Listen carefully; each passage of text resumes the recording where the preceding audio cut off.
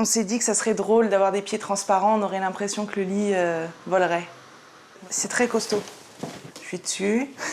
Toutes les nuits, nous sommes deux. Il y a également un bout de canapé transparent, donc une table de salle à manger. Tout est en plexi. La décoration transparente, très présente dans les années 70, revient au goût du jour. Design, effets visuels, technologie moderne, quand le transparent illumine nos intérieurs. Aujourd'hui, on a une grande tendance sur les couleurs claires, un aspect très aérien, un aspect miroir, de la brillance également. Tina Walters est spécialiste de l'aménagement dans une grande enseigne. Le plateau en verre transparent permet de mettre en valeur des piétements assez spectaculaires. On recommande plutôt des plateaux en verre plutôt qu'en plexi. C'est des matières extrêmement résistantes, donc les rayures, vous voyez, même si on s'y prend avec le bord de la fourchette, vous voyez aucune trace. Le plexi, qui va être utilisé plutôt pour des chaises, pour des éléments qui vont être moins susceptibles d'avoir des chocs, mais qui vont jouer sur des éléments graphiques de déco, comme cet effet diamanté. En plexi ou en verre, les deux matériaux ont le même avantage, démonstration.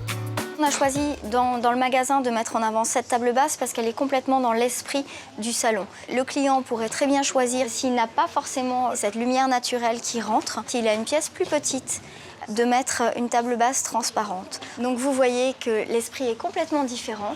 On voit plus le tapis, on reste dans un aspect brillant, lumineux, et la pièce paraît plus grande.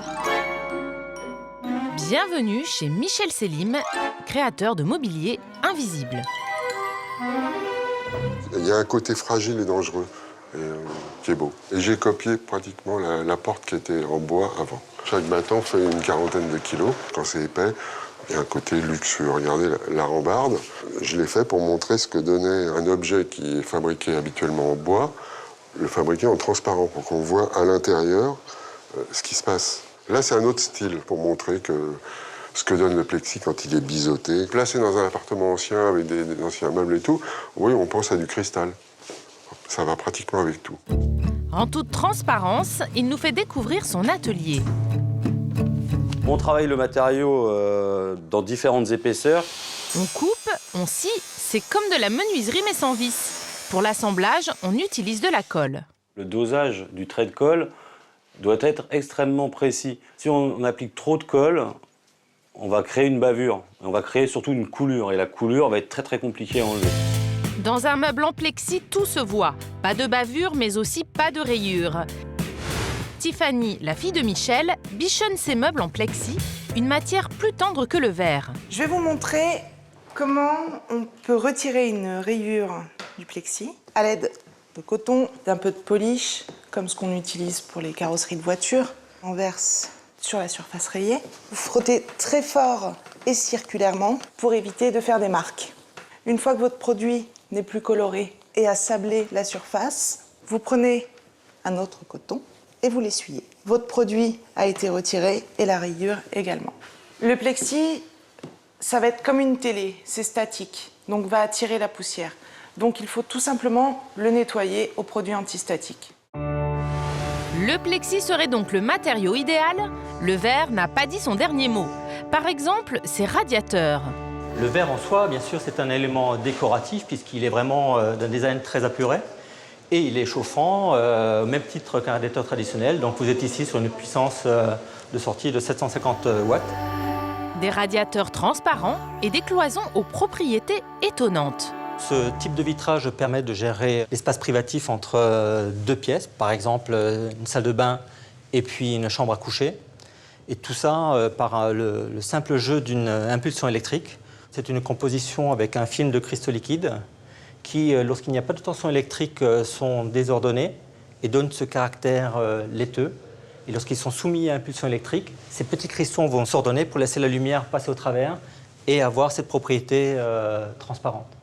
Ici, vous devenez privatif tout en laissant encore la lumière pénétrer au sein de votre espace. Translucide, éclairant, chauffant, le verre gagne sa place dans toute la maison. Seul bémol, ces nouveautés sont encore chères. Heureusement, il est possible de créer sa déco transparente facilement pour une somme dérisoire. Fanny Sylvestre, décoratrice de formation, s'amuse à rendre l'invisible visible.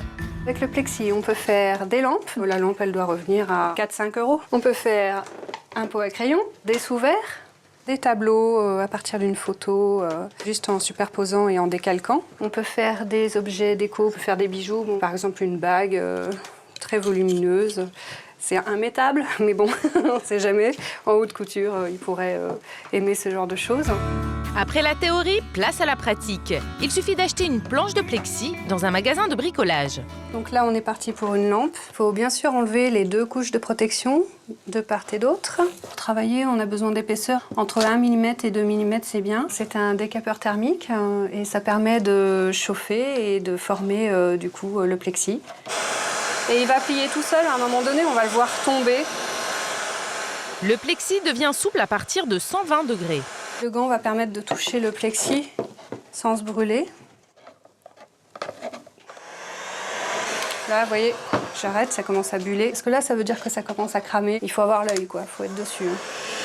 Après l'avoir modelé, Fanny n'a plus qu'à insérer les lumières. Attention, le plexi est inflammable.